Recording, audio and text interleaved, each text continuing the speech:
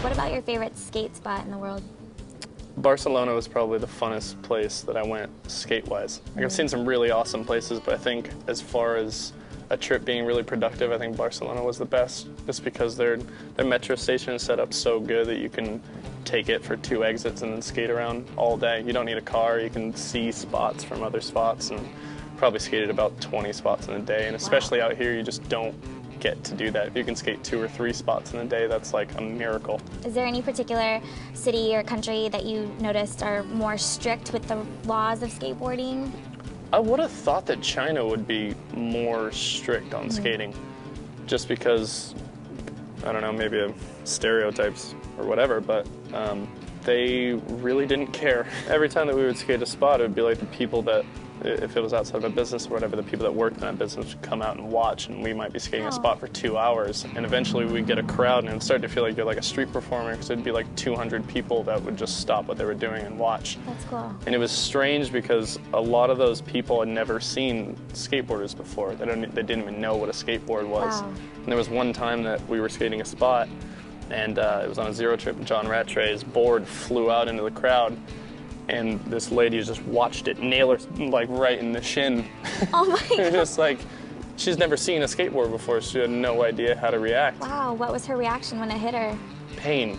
Poor Probably a thing. lot of pain. We felt horrible. No. Felt horrible for her. Oh no, that's awful. Didn't Jamie Thomas also somehow light your armpit hair on fire? Yeah, he brutally mauled me in the van when I was asleep a couple of years ago. We were on a trip, and I've never really been in that amount of pain before. It was the most excruciating thing ever, because I was sleeping, and it's really uncomfortable to sleep in a van, so I was just sleeping with my arms on the back of the headrest in front of me. And I woke up, and it felt like I was getting stabbed by a knife that was on fire. Ouch. And it was insane, because I was like, I had deodorant on, so the deodorant turned my armpit into like a bomb. It just like blew up, and there's a little bit of footage of it where he like starts to freak out because he didn't expect that to happen. He thought he'd just like burn a couple of hairs, and my whole armpit just caught flame, and it was so painful. I had to get like lotion and aloe, and I was Were you pissed soaked. or were you laughing? What I was was your livid. reaction? I was so mad. I was like, what am I gonna do? Am I gonna punch Jamie in the face? I'm like, what can I possibly do right now? Does that happen a lot when you guys are on the road? Yeah, we usually screw around with each other, but it's kind of weird. Your like reaction, your reactions to him. You know, you don't know if like it's cool. Like, I'm gonna get kicked off if I fight this guy right now, or I mean, when you're stuck in a van with 10 dudes for, you know, a couple of weeks, you start to get bored, and you're like, well, I'm gonna screw with this guy right now. Yeah.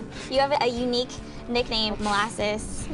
Molasses came about because I was just the slowest dude. I would always be the last one out of the van, and I'd always be the last one into the van, because we'd be on really long trips, and I like trinkets and like thrift stores and little gadgets and stuff. So we'd get out of the gas station, and I wouldn't just get drinks or whatever, and like everybody else would. I'd look through all the crappy like toys and stuff on the shelves and be like, oh, do I need any of this stuff? And they would just stare at me and watch me in the van. I'd just be in there for like a half an hour looking at crap. So that's how Molasses came about. That was just one of many. There was Carl from Big Fish, so I was just a huge teenager. Don Flamenco was a weird one. Yeah, from Super Punch Out. And yeah, there was a couple of others. Your brother and you have unique names. What's the meaning behind each of your names? Well, Garrett and Gantry are definitely really different names. I've met a couple of different Garretts, but I've never met another Gantry, and neither is he. I think they're just Norwegian-based, but I mean, both of them mean mighty warrior. Cool. Mine means mighty warrior with his beer. It's a big name to live up to. Yeah. Your birthday's coming up in June. Any big celebrations?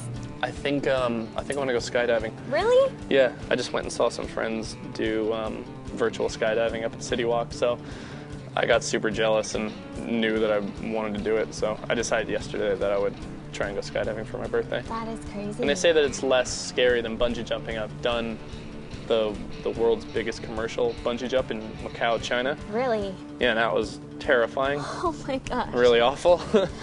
Like, the thing about bungee jumping is you can tell how high you are, because you're just standing at the edge of a ledge, and it goes against every death wish you've ever gotten when you go near, like, you know, if you're close to a train or you're close to the edge of a building, you get kind of like vertigo and you freak out and stand back.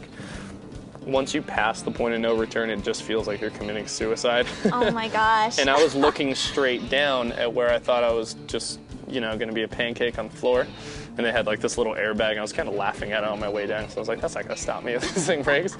But when the bungee cord fully extended, there was, you know, 90 floors of pressure that went straight into my eyes. My eyes were really, really bloodshot for about 2 weeks, and under my eye sockets it was all bruised, and I had two black eyes. It was all swollen. Yeah. Is that normal for No. that to happen? No. No, you're not supposed to look straight down. You're supposed to keep your head up, and nobody told me that. Jeez. But Well, what the I know, like you'd think that'd be a pretty major thing to tell somebody before they jump off a building.